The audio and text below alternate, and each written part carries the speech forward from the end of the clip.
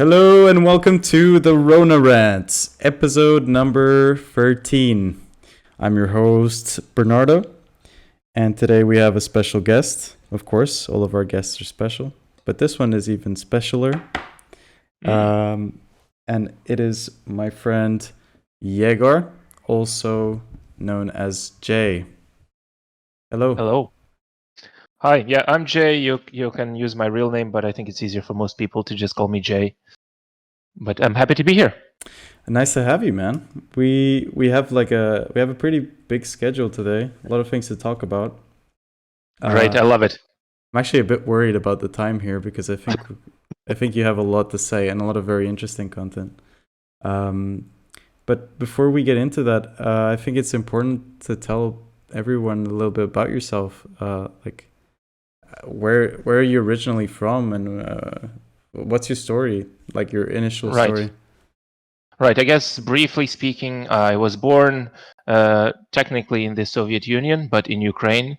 And then when I was 11, I came to Portugal, and I pretty much grew up here. I came to the south of Portugal and stayed here until now.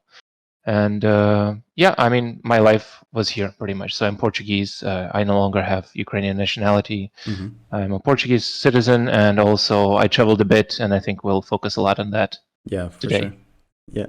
I just thought it was curious to introduce your background a little bit because, I mean, I would say you're really, really good at languages. And it's crazy. Like the first time I met you, I remember my brother told me your name. I was like, what? Where's this guy from? But then you spoke fluent Portuguese, like with a perfect accent. Like, okay, I'm so confused right now. I guess he's a mix or something. And then apparently you were Ukrainian, and that was really surprising. I don't remember that. I mean, I'm sure I didn't pay much attention to the first time we met. I didn't pay attention to this small detail. I guess I'm used to it. Like some people have that reaction, some don't. You know, I kind of move along. But yeah. Yeah, because Portugal is not that mixed, man. It's really not that mixed. It's very uncommon to meet people with foreign names that speak like perfect Portuguese. It's probably changing now, but it used to not be very mixed. Or maybe it's because I'm from a really shitty small town, and we didn't used to. Yeah, we wouldn't meet a lot of people from different nations. I mean, I can tell you specifically, like in the South, I think it had to do with the construction work, I don't know, like 20 years back or something. There are plenty of Eastern European people living here, and some of them speak good Portuguese, some don't. So, yeah, but you definitely have a lot of foreign people that speak good Portuguese in this area, but then perhaps their names are not as exotic. Okay. Because even my name in Ukraine is not that common. I mean, it's not uncommon, but it's not too common. Is there an Anglification of your name? Like, is that name translatable? Look, don't hold me to it, but from my research, the origin of the name has the same origin as the name George. You can just call me George. Oh, wow. Okay, that makes sense. Hello, George. Sure. By the way, fun fact, actually, for the first year I was in Portugal, I looked up my name in a dictionary, in an Russian English dictionary, and my name was translated as George, so I used George, the Portuguese for real? pronunciation, for like about a year. And then when I went to school, they said, no, you have to use your real name. So, yeah. Fuckers. Okay. Yeah. Well, it's a nice name, though. So there's one thing there's a lot of things that stick out with you, but there's one in particular that really caught my attention about your life in general, and that's the fact that you just fucking moved to Asia out of nowhere. Not just moving to Asia, right? From what I understand, you learned, I don't remember if it was Japanese first and then Mandarin, or you started learning Japanese and then Mandarin and then you left. What's the story there? Well, again, I'll guess I'll try to keep it brief. But I started with Japanese, because, well, anime, it's very Mm-hmm. popular, especially in Portugal. Yeah. At that time, it was quite popular. So I started with Japanese, but then some way along the way, I got interested in, just the region in general. And because I was in Lisbon at the time, and there were a lot of um, Chinese people who don't speak Portuguese, and they have restaurants, they have grocery stores that I used to go to, and they could not speak to me, and I could not speak to them. And it's like, well, you've been here for 10 years. You don't want to learn the language? Sure, I'll learn yours. So yeah, then I kind of started learning Mandarin, but I think Mandarin was very hard to start. And then when I did go to China, then I actually, the first time was impossible. The second time I actually started to learn a bit. The So, first time yeah.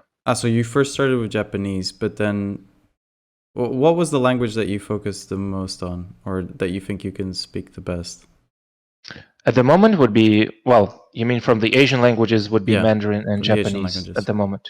Okay. And because I was most recently in Japan, this was less than a year ago, so definitely Japanese is a bit fresher in my mind. Mm-hmm. And so, But I would, mhm. no, go on. What were you saying?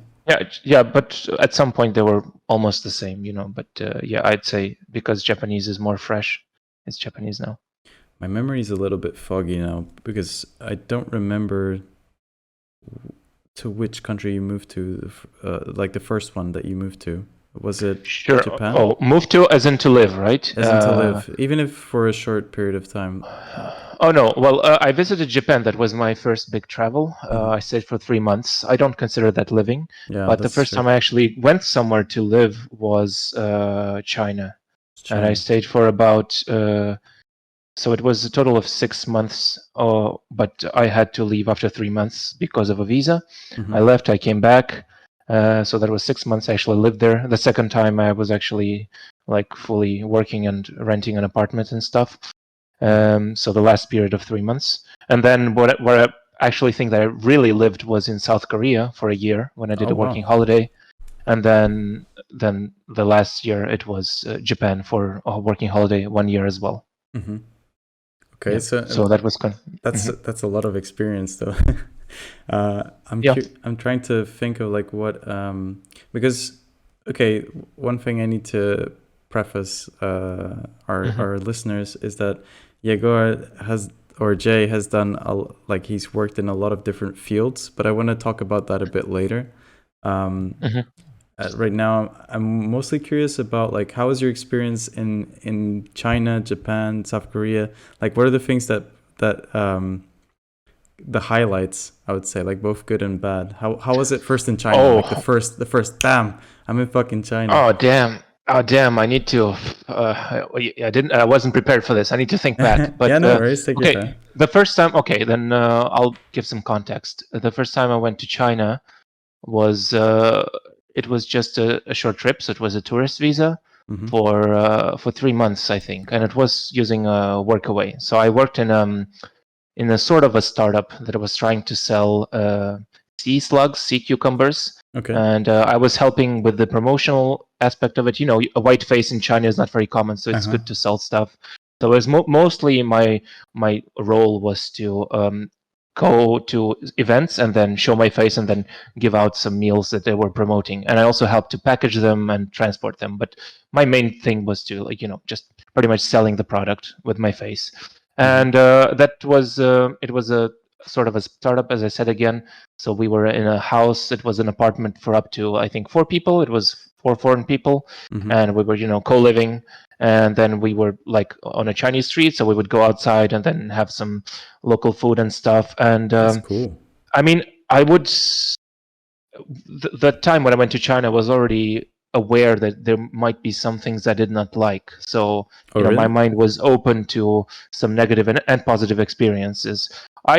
For the most of it, I liked it. But one thing I feel like you can never get away from in China is the pollution. No matter where you go, whether it is from the human, influence, or from actual deserts carrying from the winds, all the sand and crap. So you can't Oh really get shit. away from it. That's how I felt. I mean, it's not all the time, but at some point, if you stay for a whole year, you always get a little bit of, that kind of thing, and that was by far the most negative effect. Although you asked for highlights, I mean the highlights was just I don't know, I like just jumping into my mind is I couldn't speak Chinese. Obviously, I only learned to say the numbers and then ask for dumplings because that's the food I most asked for on the street.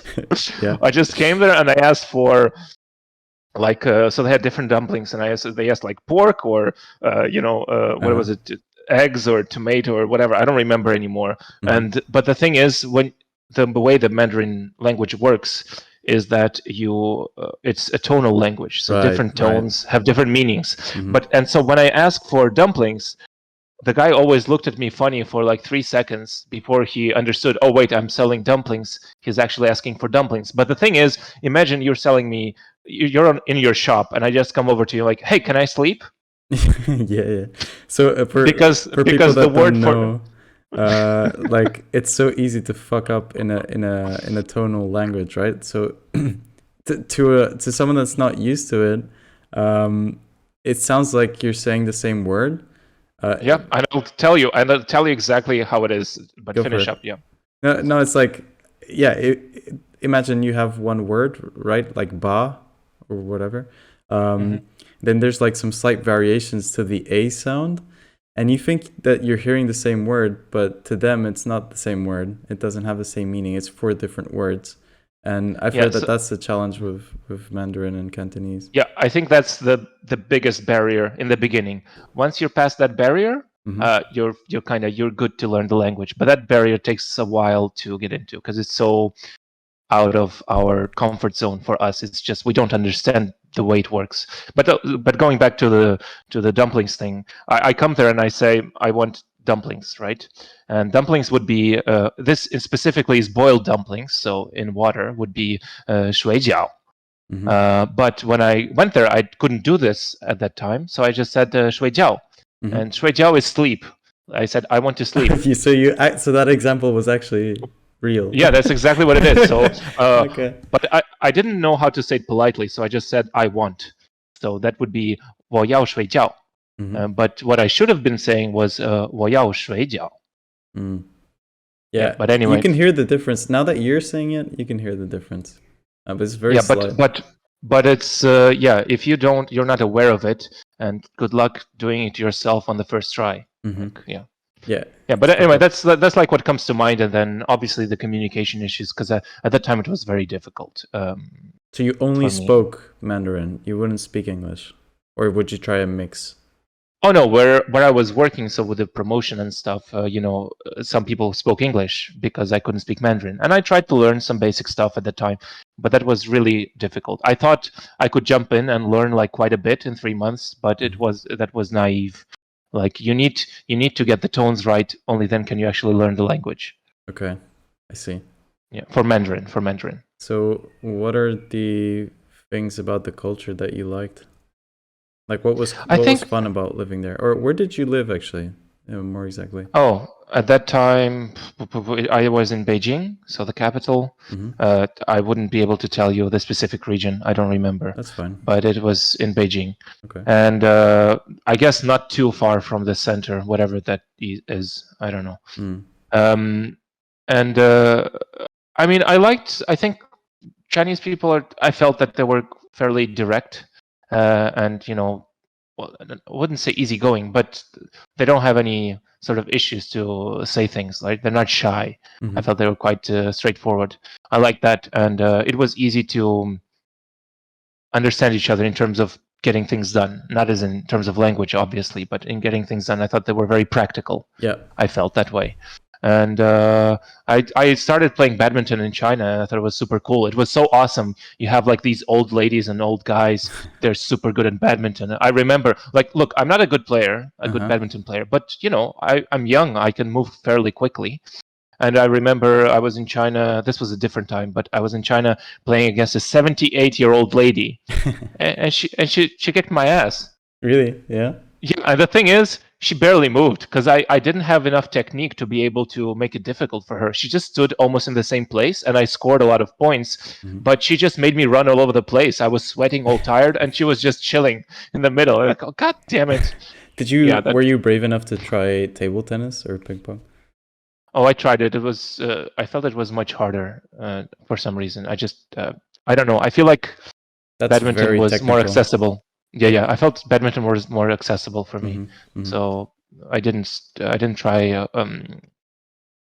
table tennis longer after that. Yeah, I feel like table tennis is super technical, and I think you would be completely destroyed if you go to China.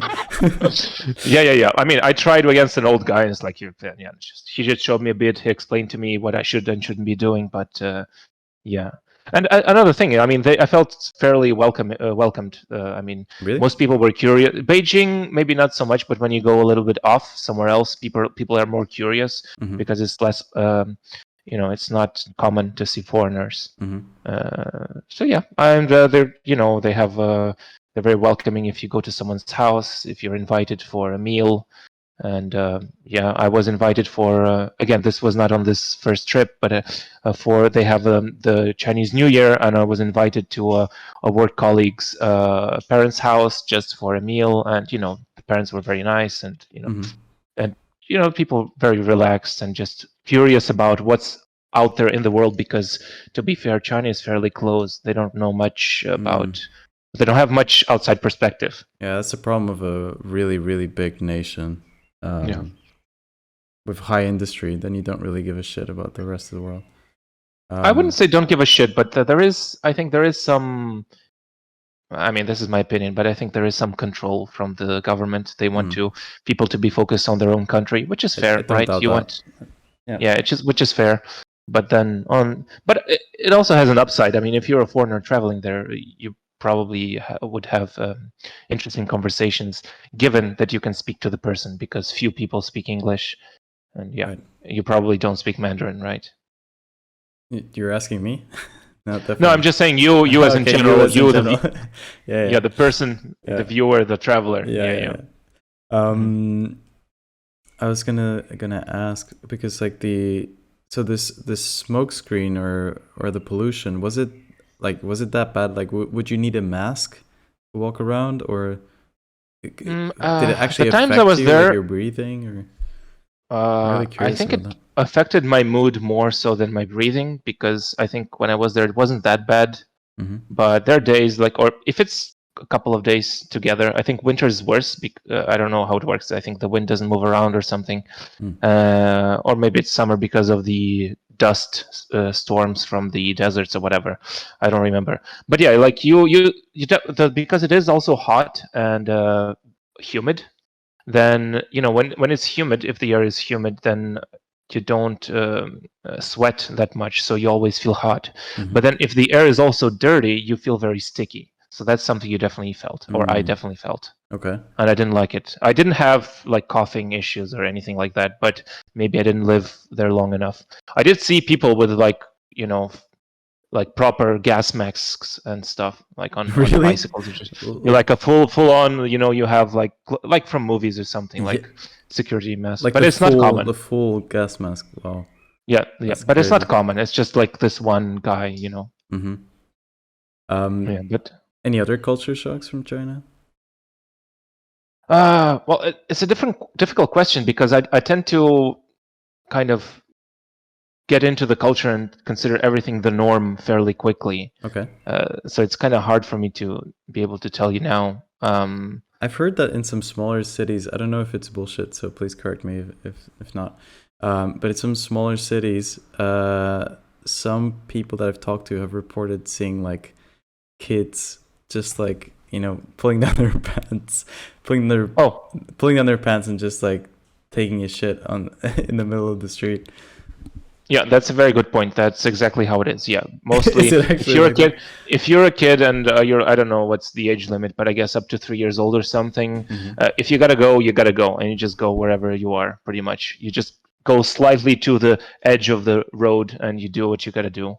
I mean, the biggest shock I had was it was by the side of a road where for driving, and there's just a small area for, I guess, grass to grow, but there wasn't much there at the time.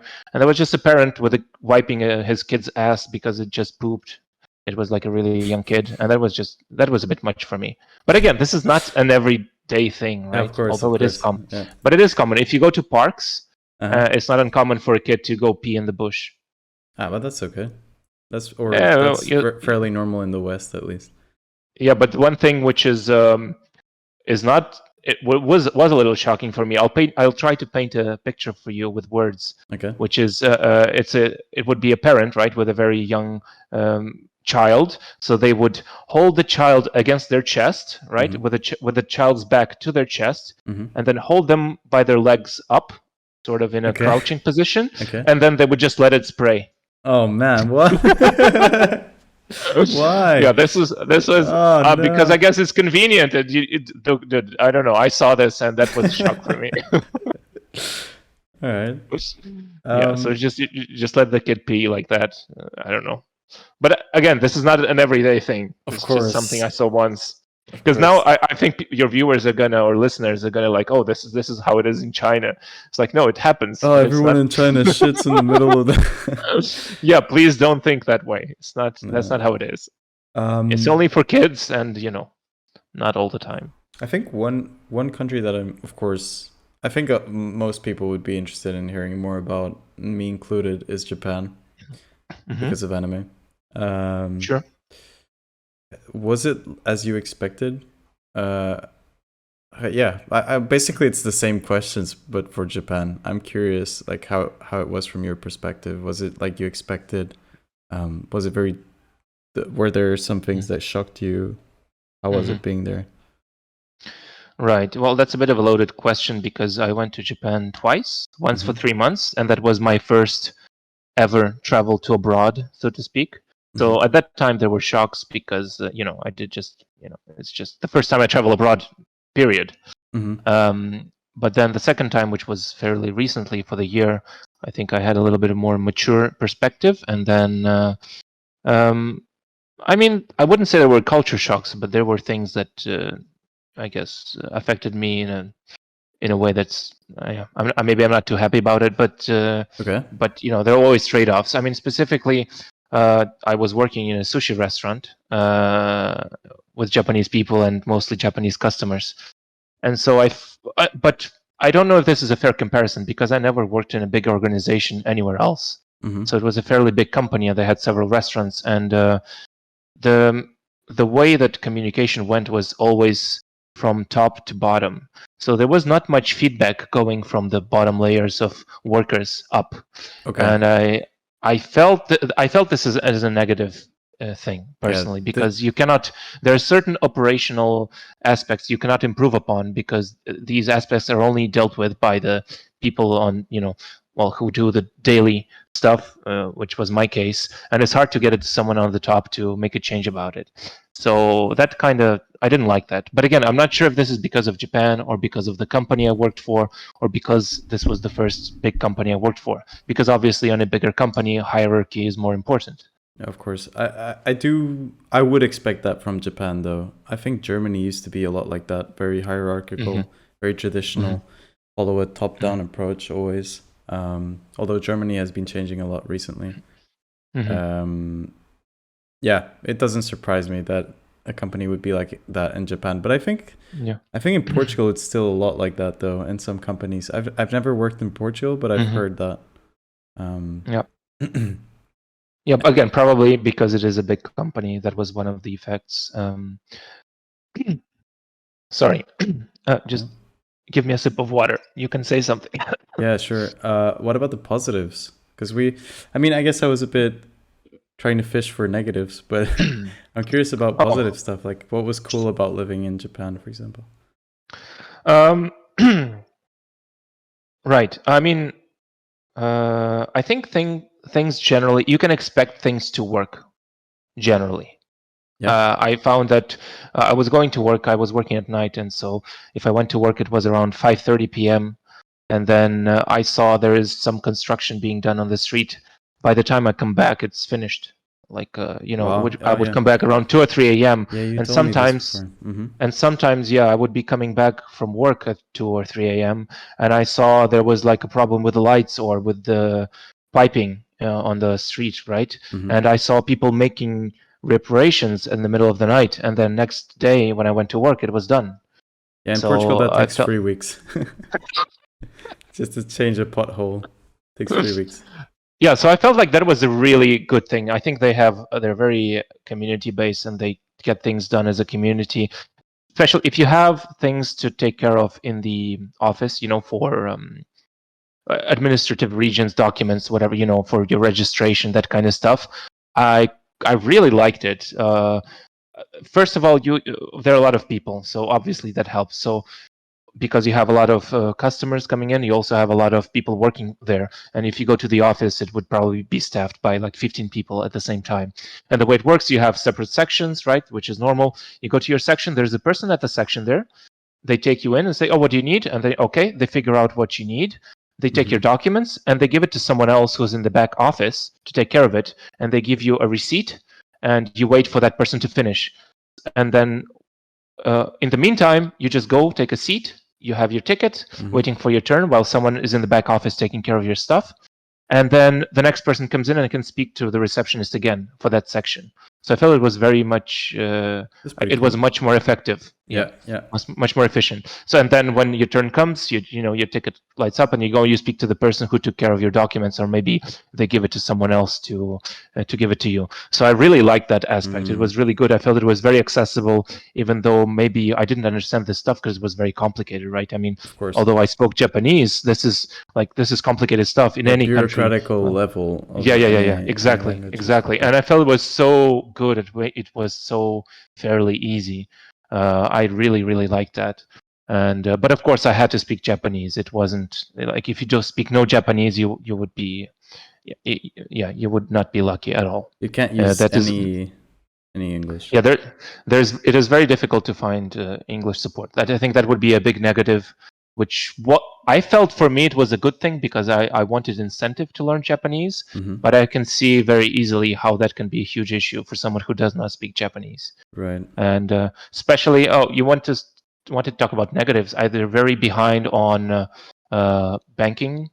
So the banking system, they mostly use cash every day, and there is not much support for the banking. The year I was in, which was 2019, 2020, they introduced cards, or they didn't introduce cards, but they were trying to push cards as a payment method because they were giving you 5% cashback return on any purchases you made as an incentive. They were only doing this in 2019 when I was there. And the banking system, I think bureaucratically it was more difficult. They would not allow me to get a debit card until I had been living in Japan for 6 months. So that was a bit annoying. I couldn't do online purchases. I had to do cash for everything. It was quite annoying. Yeah, that aspect. I have two questions in my mind, which I think I haven't asked you yet.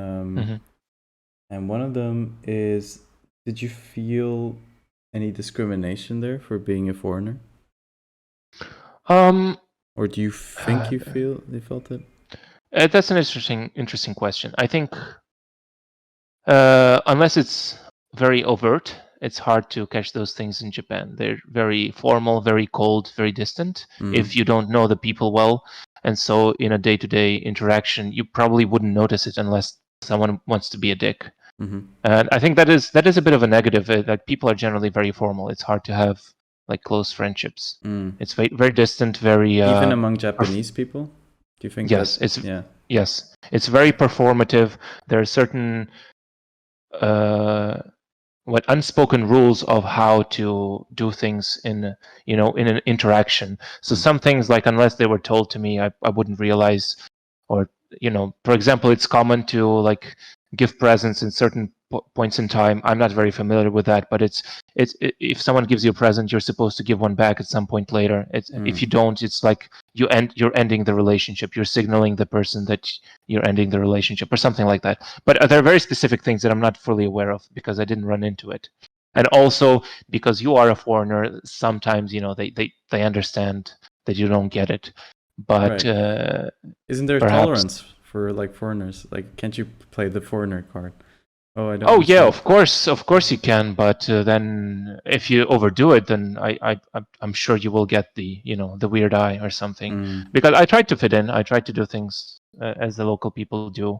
and I liked it. I like the bowing, the respect you show to strangers, which is not something you always see in some cultures. I think Portugal is fairly good with that. I think we're Yeah.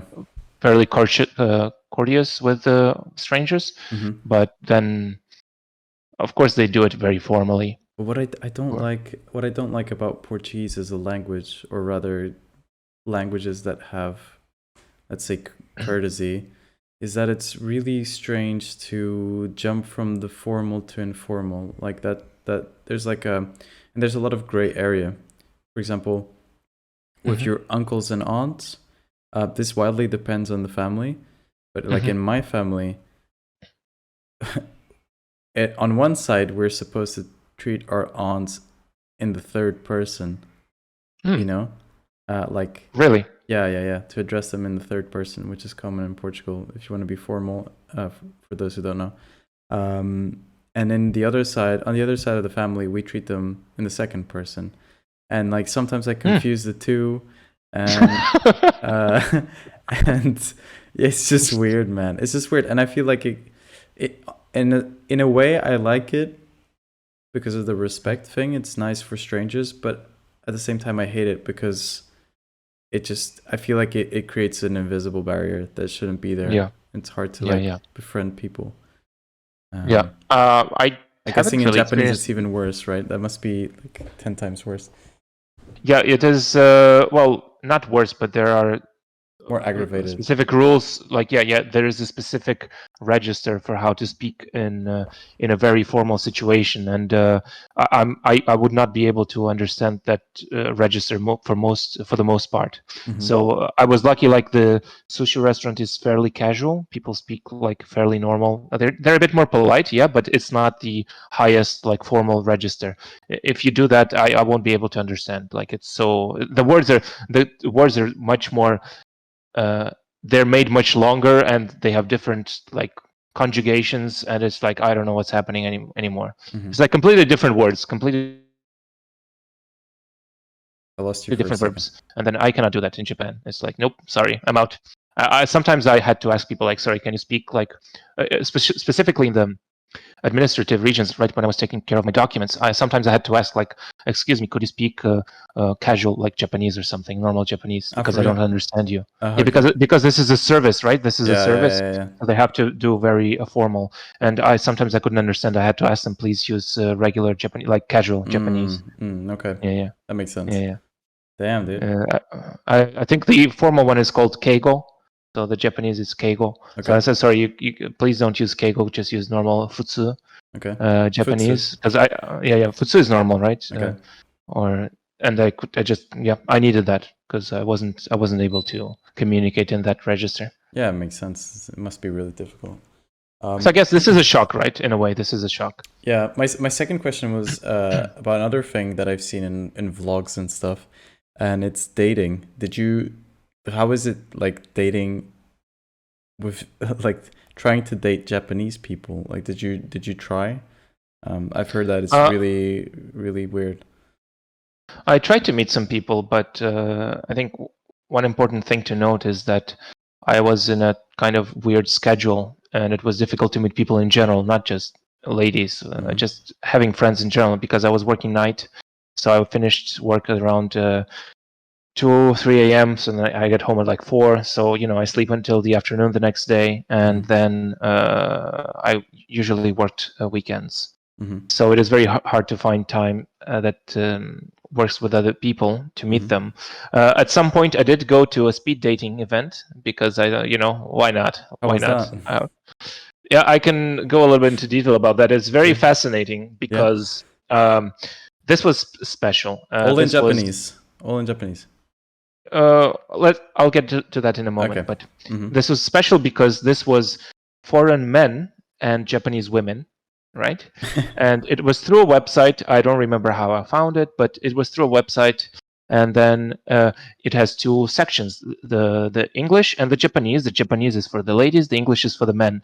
And the interesting thing is, for men, it was free as long as you kept your commitment. So you said, I'm going to be here in 2 days for the event. If you cancel, you pay a penalty. If you sign up like only 1 day before, you pay a penalty. But otherwise, it's free because it's hard to get foreign men in Japan, right? So it's right, almost but the generally, opposite of everywhere else in the world. right? Yeah. So this was how it is for men. It was free. For the women, you had to pay around 40 to 45 euro. Oh wow. And this was about a 1.5 hour session. Holy shit. Yeah. So I went there. It was about, I think, 5 or 7 girls, and there were 2 more guys. So I guess 7 or 9 guys. I don't remember. And it was a few tables, and we had a piece of paper. We had some example questions there, and we rotated. The guys stood up and rotated on the tables and had like a 2-minute chat with each girl. I think personally, I hate speed dating. It's bullshit. You don't get to have a proper conversation. Yeah, 2 minutes. I really is hated nothing. it. That's really shit. Yeah, it's so bad. And then in the end, you just make a check mark for who you would like to speak to, and you can also send a personal message on a piece of paper to one person. So it's like really separating the confrontation, right? I don't know if this is Japan or if this is speed dating, because I've never been to a speed dating event before. So it was very distant in this regard. As for English, some girls spoke English, but most of them didn't. Okay. So yeah, most of them didn't. That's and it's funny because I'm fine with that. I can speak Japanese, but some guys definitely did not speak English, or did not speak Japanese, I'm sorry. And So some it's girls just didn't speak awkward English. for 2 minutes. Yeah, at least one guy that just sat there for like not talking at all, and it was super weird. But Oh my God. and in the end, you just you have the guy does matching or something, and see if you match. You kind of go out of the event together. So I did go out with one of the girls together. It was super awkward because everyone's like, you get a lot of attention. It's like, oh, hoo-hoo! Oh really? Did they clap and stuff? I don't remember, but in my mind, that's how it is. It was really awkward and embarrassing because it's just like only 2 people getting up, and you're taking your coats and you're leaving together. And like the only thing I got is like I set up a dinner with a girl at a later time, and then we never met again because honestly, she was my third choice. Oh So no. I don't know what happened with the other girls. I thought we got along well. I don't know what happened, but anyway. But 2 minutes is so little, man. Yeah. 2 minutes. Like I thought speed dating was 10 minutes or something like that. 2 minutes is nothing. Again, this was the only one I went to, and I hated it because there's like 1 or 2 girls you really get along with, and then you're done. There's nothing else, and you can't, and you don't have time. And the thing is, the time that I said I felt embarrassed and rushed away, like maybe I just could have slipped my number to someone. I didn't think about that. If I was experienced, maybe I would just slip my number in to someone during the event. But I didn't think about that because I was trying to get into the event. Yeah. And I was kind of distracted because it's really fast paced and you're engaged. But then, oh crap, this is over. I should have like slipped my number in or something. Dang it. Okay. Yeah. Interesting. Yeah. Thanks for the insight into the speed dating world. Yeah, there you go. And by the way, I was in Osaka at this time. This Japanese restaurant and everything. I was in the city of Osaka. Okay. So yeah, you can find some speed dating. There are several events weekly. So go ahead, go crazy, guys. I'll check it out. All the listeners, go crazy. I don't remember the website. I don't remember the website though, so sorry. Okay, but I'll try to go there and give a review. When I start my vlogs, I'll start my travel vlogs and let people know. Nice, yeah. What about Korea? Anything to say about Korea? I know nothing about South Korea other than K-pop. They like StarCraft, and the internet is extremely good.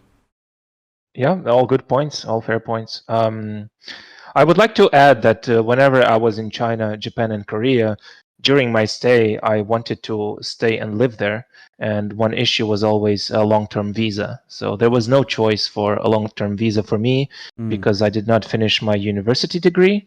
And there were some ways to go around it and get some, you get a student visa and you work, or you get another type of visa and you work. And I wasn't happy with that. I wanted to do it properly. So, the usual joke is, just get married with a local girl and then you can live and work here. And again, that's not the goal. If that doesn't work that way. So yeah, about Korea. I mean, you are from ex-USSR. You could be like a Russian husband. Yeah, Mail order husband. sure, man. Sounds like a plan, but educated in Portugal, whatever that Yeah, means. yeah. Um, But that wouldn't make, I think that would make it less appealing. Like, oh, it's from Portugal. mhm, Okay. mhm. I'm kidding. Yeah, it's fine. I don't mind. I mean, Korea, I was, for the most part, I was in big cities. So I felt they were quite, again, just as Japan, very efficient, very, a lot of good services. And the banking was much easier in Korea. They actually have good English support. Like if you go to the bank, even if there's no one in the bank who speaks to you, so who can speak English to you, they have a service. They call the phone and you're in front of someone, but you're on the phone, and that person would translate for you. At least in the bank I went to, which was if I remember, Shinsei Bank. Mm-hmm. Yeah, anyway, there are a few banks that do that. And yeah, I was really happy. It was very easy to get the bank card and everything, and the service was good. But the security system of the Korean banking, geez, that is terrible. That is so Why? complicated. Oh, like You get over. Yeah, it's over the top. You have the matrix code, I think some countries Mm-hmm. had that. Yeah. And then you also have to install specific certificates in your computer. If it's your phone, you have to install like 2 security apps just to be able to get through it. Oh Wow. my God, it's terrible. Jesus. And I had to stay on the phone for like 40 minutes speaking to a lady in Korean, in my terrible Korean. That my Korean is pretty bad, okay? And Okay. I had to spell like or was it in English? I don't even remember anymore. It was so difficult because I had to spell the Korean letters, and at the time I didn't know them, Mm-hmm. to try to navigate through the options on the menus for the app to work for me. Oh God. But Korea itself, I mean, I liked it a lot as well. It was I like the food a lot. I like the food better, I think, You told me you than were Japan. obsessed with kimchi. Yeah, it's so good, man. Oh my God, that's like sour and spicy is the best combination in the world, and I don't know why the world's kept kimchi away from me for 30 years. It's so good. I love it so much. Do you It's have a so favorite good. dish? I wouldn't say I have anything specific, but they have a lot of spicy food and a lot of spicy soups, and I kind of like that. I cannot deal with too spicy, but I like spicy food, so I really enjoyed that. And by the way, in general, in China, Japan, and Korea, they eat a lot of rice, and I think I'm a rice eater. I really like rice as Yeah. opposed to say bread or potatoes, Yeah. and their rice is tastier in general, especially Korea and Japan. They have tastier rice. Both of these countries have tastier rice, in my opinion. And Did you eat a lot of fried chicken? Because here in Berlin, there's a lot of Korean fried chicken and Korean barbecue. yeah, it's very popular. I try to stay away from junk food. So for me, that's Okay. just for me. I call it KFC, Korean fried chicken. True. I'm not. I ate it a few times. Yeah, it's good. It's convenient. It's accessible, but I'm not a big fan. There's some things. Oh, you mentioned favorite food. I wouldn't say favorite food, but interesting food, where you go to a restaurant and you eat chicken feet or pig feet. I guess. Oh, that's so good. Oh, it's Was so it actually tasty. good? Especially. Oh man, my mouth is watering right now. Yeah. That good, Oh bro? man, it's so good. Yeah. Holy crap. The, That's really crazy. I forgot how to say is it chokbal? I don't remember. Yeah. There's also the Korean dessert, which is shaved ice. It's called bingsu, also very nice. I really like it. It was an old thing, but they kind of made it more stylish fairly recently in the past few years, and it's much better. I wanted to say something, but I forgot. Some negative, but I forgot about it. No Some negatives. negative. Never No mind. negatives about No, South Korea? no. I wanted to say something, but I forgot. It's probably something about banking, but it'll come to me if it does. It was just a little inconvenient, I suppose. Anything surprising that you did not expect? Oh yeah, there's one thing I hated it. This was by far my biggest culture shock and my worst experience in Korea. I was Okay. so angry. I was so angry. Tell us. And perhaps for some people it's silly, but for me it was fundamentally wrong. Which is at the beach. They have lifeguards that control the beach, but they're extremely controlled. You have a line on the beach past which you cannot go, and that line, if you walk towards it's about probably 10 or 15 meters in, and the water would be up to my chest. Okay. Mm-hmm. Yeah. Just a bit over my belly. Okay. And you cannot go any deeper. You're not allowed. If you go any deeper, they start whistling. Really? Get out of the water. Yeah, it's so annoying. And then because I didn't like that, I wanted to go for a swim. They control the whole sea. They control the beach area. Yeah, the beach area. Holy shit! And they're very strict. So and then this was during the beach season, and then the beach season was over, and said, "Oh, great, the beach season is over. I can just go for a swim and I can enjoy myself." And so I did. There were no lifeguards at this point. The police car stopped by, turned on the sirens, not the noise, not the sound, but just the lights, and came down to the beach and called us out to get out of the water. Wow. Because we're not allowed to swim. And the reason given was because of security reasons. Now, I don't know what that means. I made some fantasy in my mind that it was because of North Korea, because I looked up that like not too far there was a Korean submarine some years ago found. So maybe it is military security, but this is my own excuse to pacify my anger. Okay, I don't know what it was about. So you can't fucking swim without supervision in Korea. Yeah. Oh, yeah. So what happened was I would go there at night when there was no one around, and if it is because of security, that is much more dangerous. At night you cannot see shit. So I would break the law at night because I can swim freely without anyone bothering me, but it's much less safe, and there is no control at night. And I never had an issue at night. There was no issues. Damn, dude. What a rebel. Yeah. Yeah, I was so angry. Like I was so angry with to be fair, the police lady was super polite. She understood I was a foreigner. She was super polite. She had like this face, she feels bad about it, but she still can't do it. And I feel bad for the way I treated her, but I was so angry. I didn't call her names, but I was like, "Oh, what happens if I swim then? Oh, you have to pay a fine. How much do I have to pay to swim here?" I was such a douchebag. How old were you? This was 3 years ago. So I guess 20. No, I think I was 29. So yeah. Interesting. I was so angry. I still am. To this day, I'm still angry. I'm never going back to Korea. Where's my freedom? No, I'm never going to the Korean beach. I hate it. Yeah. Can we talk about your Golden Boy experience? So Golden Boy is like a manga or anime about a guy that travels around the world, or Japan, I guess, and just does all sorts of different professions. And that was you, right? I guess. I mean, from what I've got here, a list of certain professions, and we've got English teacher, actor in China, chauffeur, masseuse, farmer. Masseur, if you don't mind. Masseur. I'm a guy. Oh, sorry, my bad. my bad. Yeah, sure.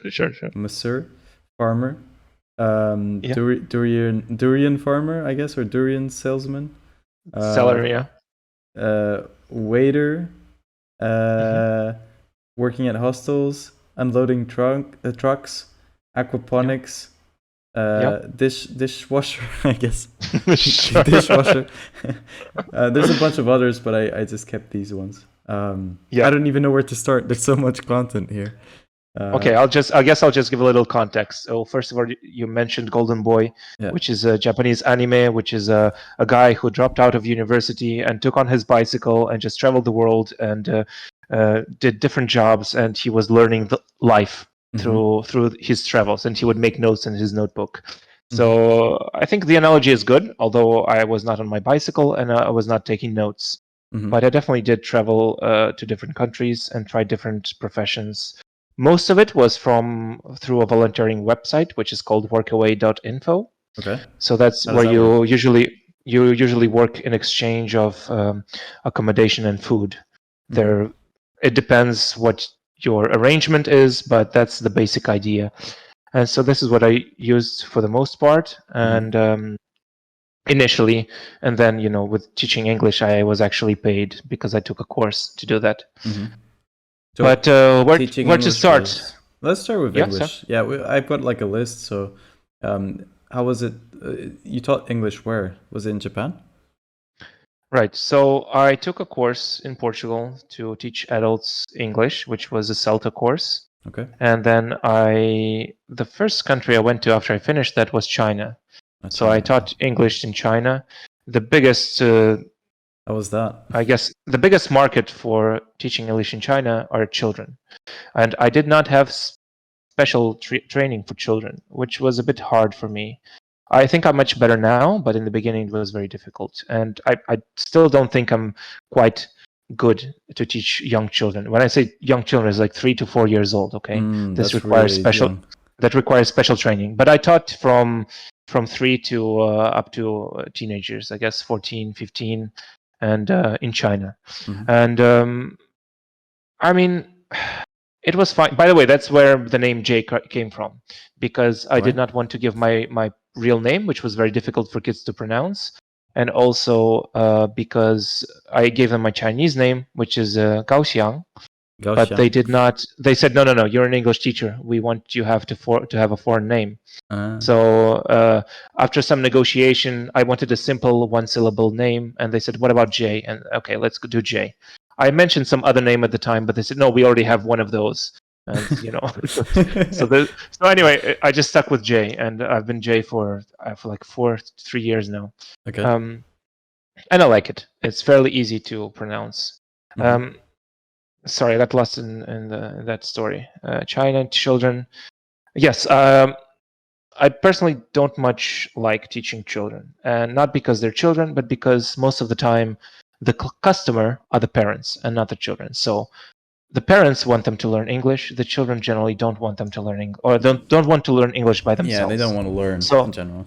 if you're unlucky, if you're lucky, it's fine. But if you're unlucky and you just have kids who want to play, which is okay, you have to play with kids to teach them English with the younger ones. But it's just an emotional drain on your, like, after 3 hours in one day, you're done. At least for me, I was done. I don't want to do anything else. Did they Emotionally misbehave? drained. No, but they require constant attention because they're very young and they just get distracted very easily. It's not like they do anything evil or wrong, but it's just you have to constantly be on top of it, and it's so exhausting. So I didn't like it that much, but I learned a lot, and I mean, there's definitely plus points to kids. You just see, you're reminded. At least personally, I don't have any nephews or any young kids in my life around me. You're reminded how children think, and that is truly something. There is a reward in that. Like kids do some silly things, and you're oh right, this is. I didn't think about that. Like kids say, "This is not my story," but someone said like, "Oh, why do clouds cry?" and stuff like that. Oh, So these things that only a kid would think, and did or just a kid you who. did you answer that question? No, this wasn't from me. This was by someone else. Okay. But there was there was a song. For kids, you want routines. Their habits are good for them. So you have a song in the beginning to start the day or to start the lesson, and then you have a song at the I end love to finish you. something. You Yeah, something love like that. me. Yeah, yeah. And there was one kid who really liked the song, and someone played the song, and it's really hard to describe in words. But the kid was like, she suddenly had a blank stare in her face. She just stopped. She froze in place. Okay, physically froze, and she was staring. And I was looking at her like for like 5 seconds, Mhm. like to try to figure out what was happening. And then suddenly, she put her arms up. She smiled and she started spinning around to the sound of the music. So like, what the hell just happened? But she really liked the song, and she just like got switched off from her mental state into the song, and she's like, "Yeah, man, this is the stuff. I want to Interesting. dance." Yeah. Yeah. Let's rave. So it's definitely rewarding to some extent, but it's just so exhausting. So Like, you would do it again, but not for kids. You wouldn't I teach wouldn't mind kids. teaching adults. Yeah, I would not mind teaching adults, or at least older kids. I mean, teenagers and stuff, and older. I taught like teenagers, like I guess 15 to 20 something. I think it's a little more interesting. And generally they have a little bit of English in their vocabulary, so you can actually have a conversation of some sort. But there are other issues, again, visa, Of course. all this stuff. So I kind of abandoned that idea mostly because of the visa issues. Mhm. And honestly, I think in Portugal, there's a lot of competition. It doesn't make sense to teach English. It's fairly easy Yeah. to learn English here. So I'm not interested to do it here. There's a lot of people learning English in Portugal and wanting to get a teacher certificate. Yeah. How about And being an actor?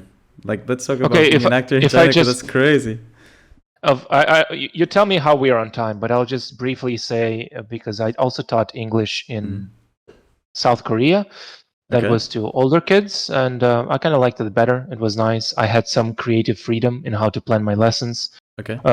In China, it was mostly conversation lessons. In Korea, I tackled a little bit of more grammar and stuff, but I had some creative freedom on how to organize my lessons, which I enjoyed. In Japan, I did not teach. I did not want to because I was done with that by that time. I also taught English in Vietnam for 3 months, and this was a kind of a contract, like also a paid job for an organization, which was possible to get like a 1-year visa if I wanted to. I chose not to. Again, it was kids, and this was my last teaching experience was Vietnam. It was kids, and I just I was kind of I don't want to do this anymore. And I personally did not like Vietnam that much.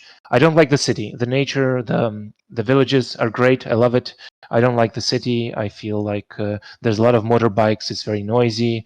And I was in a small town called Vinh in the Nghệ province, and they would burn garbage on the street, like plastic and stuff, like once a week or something. And I was a little bit disappointed in that. But you go to the countryside, dude, it's awesome. You do like one of those Vietnam trips where you buy a bike, a motorcycle, and go across country and then sell the motorcycle. And by the way, this motorcycle business is a big scam, so be careful. But if you do that, I'm sure it's worth it if you have the money. But to see the countryside, great. I love the food in Vietnam. It's a lot of fresh vegetables. There's one thing I really hate. By the way, for those people who think that they don't like coriander, I thought I didn't like coriander, and I don't until I went to Vietnam and I tried another herb, which is in English is called like fishwort, and it's disgusting. Like it's terrible. But It's like I've heard that coriander is genetic. yeah, but dude, this is another level. Like people say it tastes like raw fish. No. In my mind, this is my interpretation. The smell and the taste, it's what I imagine that raw slugs would taste like. I've never had that, but that's what I imagine they taste. It's Amazing. just it's so no, it's disgusting, man. No, I hate it. And Dude, it's I a fish didn't wort. try. I regret not trying in Sweden surströmming, which is the rotten fish Oh in a man, can. I I will really still wish try I it. would. I will try it. I will try it one day. But I've heard it's absolutely disgusting, like super vile. It sounds awesome. Just to try, I wouldn't mind trying, but maybe repeating. Yeah, not a thing. Yeah. Not the best. Yeah. So that was like my English teaching experience, and then just wanted to mention that. But go ahead. What is it? No, yeah. Now you brought up Vietnam. Now I was a bit curious about that. Did you ever try any? Did you try any bugs? Did you eat any bugs? Oh, yeah. I think I even had some video on my Facebook. I ate the bee larva. Was it gooey on the inside? Oh, they're like white bugs with the honey. It wasn't just the larva. It was with the honey within the. Oh. I don't know what you call it. What is the thing where the honey is kept? I don't know what you call it. The what I mean. beehive, the bee comb. Yeah, the thing, the comb. Yeah, the honeycomb. Yeah. It had larvae inside. It was tasty actually. It was a bit raspy on the throat, but it was tasty. But I had more insects in China. There was a big like market where you had food from very many different regions, and I had a lot of bugs there. And they're good. I mean, but honestly, they taste whatever you season them with. Did you try spider? No, I didn't have spider. I had like I don't know. I had some larva bugs. I don't know what bugs I had. I also had like grasshoppers or crickets or whatever they are. I didn't like those because they are, if they're older, like if they're bigger, the legs are quite rough, and I hurt my tongue a little bit. So I didn't like it that much just because of the texture. But otherwise, honestly, they just taste whatever you season them with. Right. It's kind of like with snails, I guess. Like snails are pretty common in Portugal, and people have it with this butter, garlic infused butter, and that's what gives the taste. I think it's good.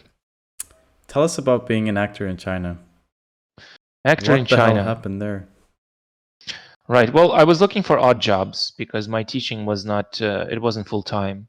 And I kind of wanted to act. I wanted to try to give it a go. I mean, not to be too, not to brag too much, but I think I'm fairly good looking. So I thought, why Okay. not, you know? Mm-hmm. And in China, it's not common to have foreign people. So you can get some good attention. You can have some positive discrimination in that regard. Mm-hmm. And so I looked for something. There was I don't remember. It was an ad or something. I don't know. It was a while ago, and it was for a TV show, a local TV show, which is about people traveling and exploring local areas, small areas in China. And they have a lot of these episodes with foreign people exploring it. So that's their thing. That's their spiel, so to speak, right? Mm-hmm. The foreign people come to a certain small area and they explore it. And our shooting was for I think 3 or 5 days or something. I don't know. And we had a hotel paid for, and we had like all the meals included. And the working hours were not so long, but there was a lot of waiting time, and we had to work long hours. So we woke up at like 5 a.m. and then finished at midnight, or maybe got home at 1 a.m. Mm-hmm. Although the actual shooting wasn't that long, but there was a lot of stuff that needed to be organized. The director had to plan with the local people for them to be there and to do certain things months ahead. So that organization is what sometimes was difficult. And we explored what we did. So the director wanted to do a story like, oh, this is two people. It was a guy and a girl, foreign people, right? Mm-hmm. Fun fact, because the show is all in Chinese. When I met the girl, we have never spoken any word in any language besides Mandarin because we had to shoot the show in Mandarin. Right. So when I met her and until the end of the shoot, we only spoke Mandarin. Okay. And then later we actually spoke English. Did but you yeah, end up so it becoming was friends or something? Because it must. well, it's not that common to see foreigners. Or... yeah, acquaintances, I suppose. But we don't keep in touch. But yeah, we're in sort of we can have contact. She's in Australia now, or I think. And yeah, so yeah, it was like the two of us were traveling, and we would explore certain aspects of the local culture. We saw some mountains that had some ancient drawings, but cave people or whatever. They were quite famous. We went for across the river on the traditional way, which is carried by what do you call them? They're like oxes, I guess. Water buffalo. I don't know. It's like a cow, but a water cow. Okay. And they would swim and take you across on a raft. We did that. We also wait, as an actor, or you're saying like on your free time? No, we did that for the show. For the show. Wow. Okay. Yes. This is so the show is the premise is they're two foreigners exploring local culture. Okay. And so these are the aspects of the local culture. Yeah. Mm-hmm. Yeah, and then we also learned some local kung fu, which is a specific a specific kung fu that they do in the region, and they organize like a huge like 20 students, kids and stuff, and the master, and he was like explaining stuff. But the director, he had a story. It was as if we had a mission, right? He wanted to make it fun. So we were finding some scrolls, and we have to find the scrolls to finish the story so that the kung fu master can teach us his local kung fu. So that's the story. At the first day we meet the kung fu master. He says, oh, if you want to learn, I won't let you unless you do these things first. And so it was like a mission, quest sort of, and we were finding like these scrolls along the way. Is this public, by the way? Is this? I can link some stuff in. Unfortunately, I haven't been able to find the third part, but I have like 2 links, which is a Chinese TV show. But it is in conjunction with another show, so it's like only half of the video is from there. Okay, yeah, I might link it. Yeah, okay, great. Sure. I can link my Durian selling experience as well a little bit. Yeah. I'll get to that in a bit. Like, but how did you enjoy being an actor? Would you recommend it? Oh yeah, I wanted to do it again. By the way, when I was gonna go to Japan, my initial plan was to be an actor because I knew someone a year back in Korea who was a Korean man living in Japan, and he said I would help you. And we stayed in touch for a whole year. But then, like right before it, I said, okay, look, I'm ready. I have the visa. I'm gonna go to Japan. Is it okay if is your offer still standing? I said, yeah, no problem. But then 2 weeks before my trip, he just stopped answering. He ghosted me. So I'm like, okay, well, I'm gonna do something else. Mm. But yeah, to this day, I still want to do Want to something get in big acting. in Japan? Yeah, let's get big in Japan. Yeah, Mm. man. Well, not Japan specific, but I wanted to do some acting. Interesting. Or not acting. I just want to be part of the creative process. I think it's if you want to know a little bit more about my interest in creative processes, if you don't mind, I'll just plug in. I will have my own podcast, which is with another friend, Sev, and that will be Artistry Podcast. It's not yet ready yet, but we'll be doing it. Yeah, I was gonna give you some time at the end, but that's fine. Like sure. we can we'll plug it at the end as well, and also your YouTube. Yeah. Okay, so being an actor was interesting. Then we have a big list here, but we're running short on time, so I would like to pick a few that I think are the most interesting. One of them is the Masseur, which actually I thought masseuse was the gender neutral term, but apparently it's you change it for gender. Look, maybe you're right, but I thought it was not. No, I might be wrong. Actually, I have no idea. Yeah. But let's say Masseur. Yeah. So that was like a traditional Chinese type of massage, right? Yes, this was a traditional Chinese massage, which was I learned it in Taiwan, which was brought over by the teacher's family from China, and I stayed there. So the way I got into this was I was in Taiwan for traveling, and I used couch surfing for a few days to meet some local people, and I stayed at a girl's house. And I mentioned to her, I would really like to learn learn how to do massage. And it so happened that her mother is a masseuse, and she's like, her whole family does this as a business. So, sure, I can talk to my mom. And at some point, we arranged it, and I ended up living with them for 1.5 months and learning and helping them with a massage. And yeah, this is like mostly with the issue that I have with it is that they use old traditional knowledge, and it was not updated, so to speak. Okay. So the reasons behind the techniques are honestly not real.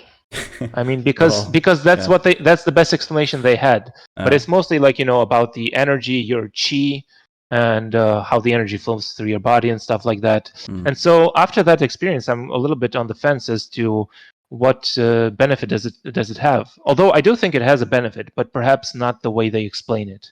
I would say probably mental, no? Because I mean, it's kind of like with Reiki and that kind of bullshit. They're based off of. I wouldn't say this one is merely psychological, because this one you have a lot of bruising on your skin when you're done. So your skin gets bruised, and they also do the what do you call them? Those vacuum. Do you know what I mean? Like the suction cups. Yeah, they do that as well. So your skin gets quite bruised. Do they put like I don't remember where this is done, but in some massage places they put like some sort of fish on you to eat, like the dead skin of No, I don't know what that is. None of that is done here. Okay. Yeah, but it was like a whole body massage. One session would be 3 to 4 hours. Okay. And I would help with mostly warm up and a little bit of some basic stuff. 1 was 3 to 4 hours. Yeah, well, this specific person was doing it this way, because the way she did it, she said, "Look, you come here, we just do everything, right? Like we do everything, we fix everything, right? Everything. And then sometimes if people had issues, like specific issues, she would schedule special sessions for like 20 to 30 minutes to just work on a certain area. But these were people who would have like a very specific, like they were crouching all the time and their neck was all screwed up, and they just needed to focus on the neck specifically. And they had a trauma of some sort, and then she had to do that. And traumas are different. You can't just be as rough, not as much as bruising. You have to be more gentle or something. But yeah, it's a whole body massage, and I received some of it too. And I can tell that you do feel better afterwards. But the question is, like, is it really because of the chi and all that stuff? So I think there is benefit to it, but I just don't believe in the traditional explanation for it, which is the big dilemma for me. Because if I did that massage, I did that in Portugal as well, and I would say I'm fairly good at it. I mean, the teacher herself would praise me and say, it's not about knowledge, it's about touch. You have to feel it, you have to understand how the person's body is, right? So she said, like, you do have a knack for it. Not everyone does. So I did do it in Portugal, and I did it professionally and charged for it. But I feel guilty that I don't believe in the traditional aspect of it. So I mean, I kind of you have a good reason not to believe in it, though. But yeah. do you sure. have to believe in it to be good at it? You can just be good at it and not believe in it. I don't have to. But the people ask you, what is it for? And then what I can you tell feel them guilty, is, yeah. and then what I can tell them is what I was taught, which I don't fully believe in, or I can kind of explain what I think is happening. And generally, what it is, look, I think your body is you're being put through stress, and so that forces your body to recover. Yes, exactly, and that releases endorphins. And that forces your body to, if you actually do, like, if you do muscle building, right? Some people know you do like micro traumas, and then your muscles are rebuilt. I think this is the same thing. You do have micro traumas, you bruise the skin, and then your body has to rebuild. It has to create new blood capillaries for the flow in your skin and stuff like that. So I think there's a benefit to it. It's not too rough, but it is rough for some people. And but the whole chi thing, I don't know, man. And also, by the way, another thing is there are studies where if you just pet your dog for like 15 minutes a day, your body releases oxytocin and you're happy. So human touch has the same effect, and this is human touch.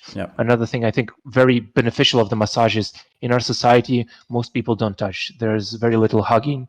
There's very little, like, actually, give like a good, like physical touch is so important. Yeah, a good pad on your shoulder, or like a bit of a shoulder rub. We don't get that, and I think there's your body releases a lot of chemicals to make you feel good about that. So there's definitely benefit to it. Yeah, always good to have a good rub. There you go, folks. That's the end of the podcast. There's one last, or there's two last professions that I'd like to go through, which are Durian selling. How is that? Like, what is a durian? What is a durian? Great question. I would like to premise this by saying, people say that money doesn't grow in trees, but I believe that gold does grow in trees, and that is durian. It is sweet gold. That's what it is. Sweet gold. Because it's a phenomenon, honestly. On the first week I was there, I was shocked at how many people are coming to eat this and how crazy they are about it, and how much money they pay for it. It's like, dude, you have like bus loads of people coming in. The fuck? Like literally. Well, the farm is big, right? We would get like maybe, depending on the season, it would be like from 200 to 500 kilos of durian per day. And wow, you just have loads of buses coming in to eat this, because they come there for the season. The season lasts like 2 months or something, and you want to eat it when it's good, when it's best. So people plan it, and they come there, and they're tour guides doing this kind of job. And but do you think it tastes good? Do you like it? Oh, it's so good. Oh man. So but durian again, is that spiky fruit, right? It's that fruit with like spikes on the outside. Yes, it is a spiky fruit. It's mostly, I was in Malaysia. I mean, it does grow in some other regions. I think the most famous one is Malaysia and Thailand. I haven't had the Thai durian. I'm told they eat it differently. Like Thai durian, they eat it kind of green. They cut them green. And the Malaysian durian, you eat it ripe. You gotta eat it within 3 days or something. And so usually in our farm, it would drop, and you would eat it the same day or the day afterwards. Sometimes 2 days later, but generally, like ideally, it would be eaten like in a few days, because sometimes it also falls. It's not fully ripe. You want to give it a little bit of time. So your farm was in Malaysia? Yes, it was. I was staying at Jimmy's Durian Farm. If you ever want to check it out, he's a cool guy. He speaks English. He does not speak Mandarin. He speaks Cantonese. I was his Mandarin translator, which is funny. Cool. Because Chinese people come, tourists, and they want to speak Mandarin. They look at him, speak to him, and I answer Mandarin, and I say he doesn't speak Chinese, which is great.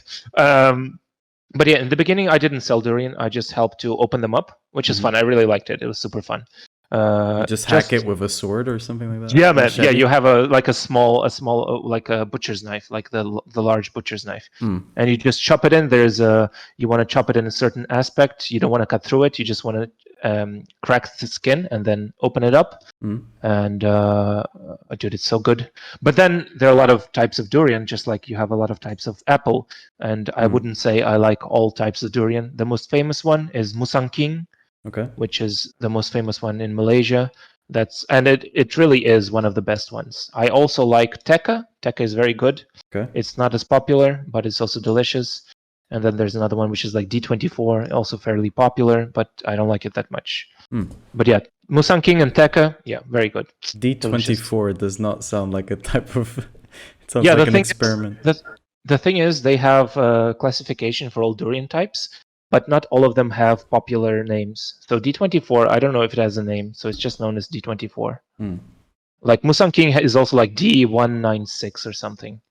They all have classifications. And Musang King means like, I forgot what it means. It's like the fire fox or something, or the fox of the fire. I don't know, or just fox. Or the Fox King, I don't know. Like the Fox King. Whoa, holy shit. There you go. Sounds like a movie. Yeah. And it really is good. And then at some point, I stayed there for a while, and I actually came back to Malaysia sometime later before I went to Japan. So that time I actually helped him sell durian. And that was very interesting because the owner allowed me a lot of freedom, and I made a lot of mistakes. I'm not a salesman. So I was surprised by that, and he let me learn through that. So I'm very grateful for him for letting me learn through mistakes, because sometimes I just maybe don't look. This is you're like a market, right? People come there and they try to haggle, and I wouldn't haggle, so I didn't know how to haggle. No. So I had to learn. I had to learn, and sometimes people just ask for too much, and I didn't know how to tell them other than no. You would just be like, no, go away. Yeah, no. I wouldn't say go away, but I cannot do that. Like, no.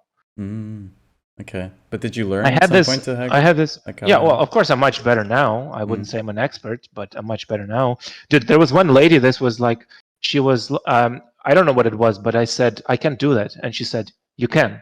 So this is in Mandarin. Okay, I'll tell you exactly how it is. I say you can't.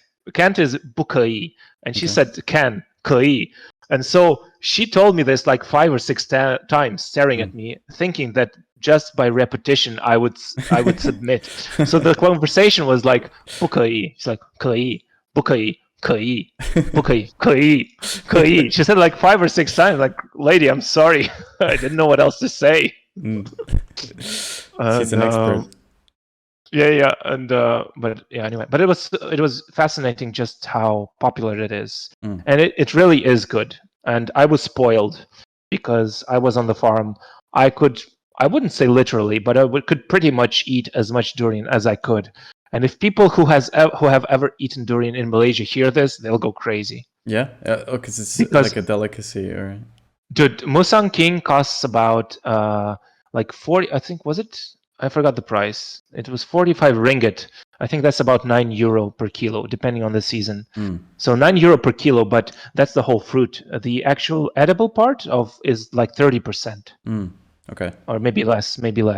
And yeah, and I didn't eat in the beginning. I ate a lot because it was new and it was really sweet and a little bit bitter. But then after a while, I would just have just my one durian per day or something, because again, it is really sweet.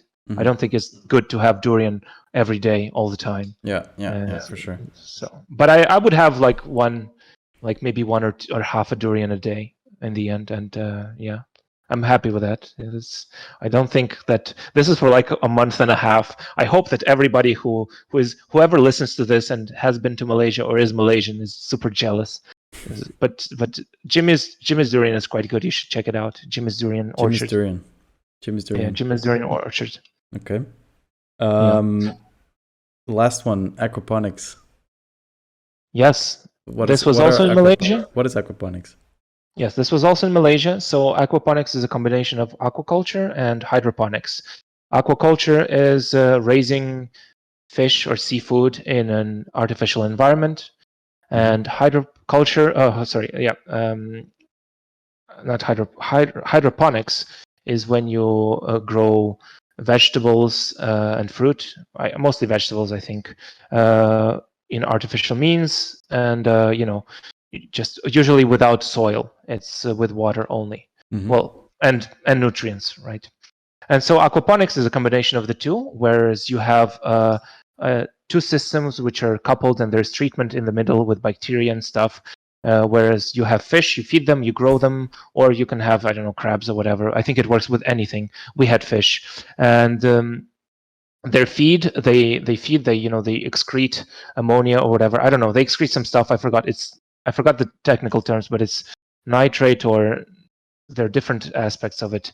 And then you treat that nitrate with bacteria, or maybe nitrate is the final product that you want. I forgot.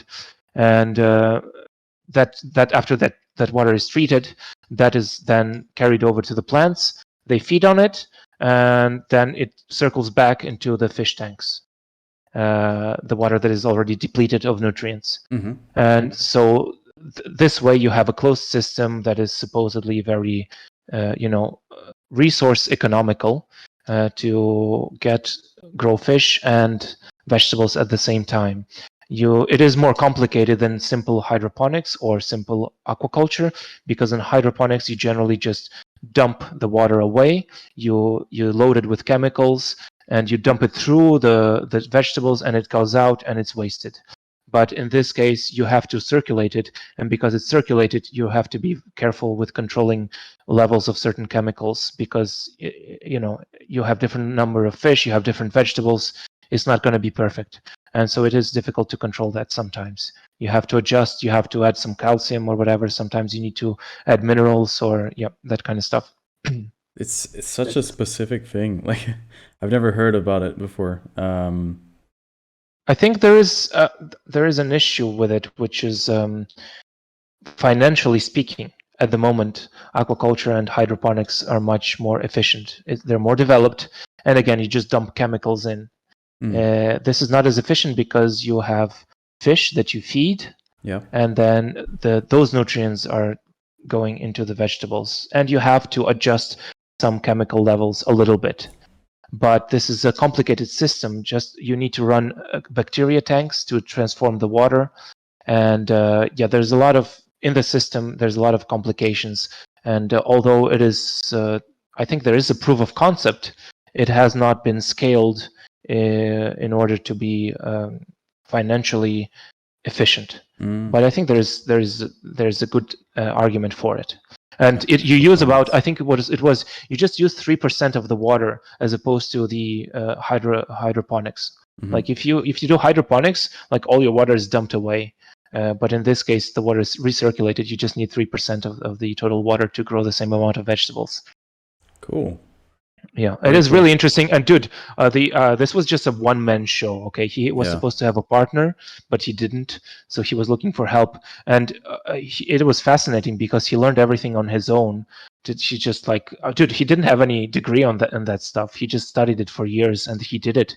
And dude, he told me there are aspects you have to learn, like why do the leaves in your teacup spin to the middle when you try to mix your sugar in. And he had to apply these concepts into his fish tanks, because you want the water to circulate, but then you want the air to be circulating, and that has to do with how the leaves have to do with the air circulation. And he said Einstein was actually the guy who understood why the leaves go into the middle. And it's like, oh my god, why is this happening here, dude? It's so it's fascinating. Thanks, Einstein. It's fascinating. That's the best thing he did. No. Yeah, the tea leaves. I don't know if this is true. I think that was the thing. Yeah. So two last questions, I guess, which are: do you think you will ever apply these skills again in your lifetime, or do you think they were worth learning? And second question is, was Workaway like a nice experience? Would you recommend it to people? I'll start with the last question. Yeah. Definitely Workaway. I recommend it to everyone. I don't know now because of COVID and traveling restrictions. I think Yeah, it probably is not. assuming that disappears. Yeah, assuming that is not an issue, I highly recommend it. I mean, you just have to know what you're because there are different deals, right? In some places you work more, but you get more. Some places you work less, you get less. So you have to know what you want, and then because, for example, you could have just a few hours of work, but then only accommodation, no food. Some people may like that, some people don't. I generally want local food and accommodation. So for me, that's more interesting. But definitely, 100%, I recommend you should do a Workaway or another type of this volunteering at least once in your life, or you should do it twice, at least twice, so you have a way to compare, because maybe one experience is too good or too bad. If I ever quit my job, I will do it. Yeah, for sure. And sorry, what was the first question? Do you think you will use these skills again in the future, like the ones that you learned, or either for your personal life or for something I think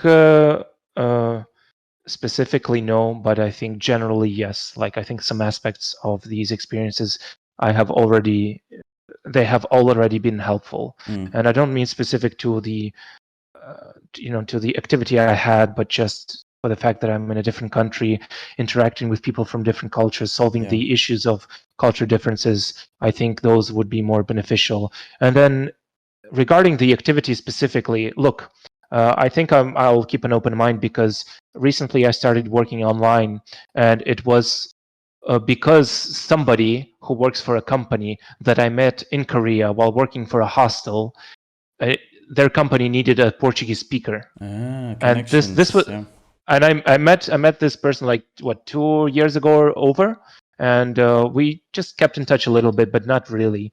And suddenly she remembered, like, oh yeah, I know this one guy in Portugal, and now after that short experience, I'm working for them.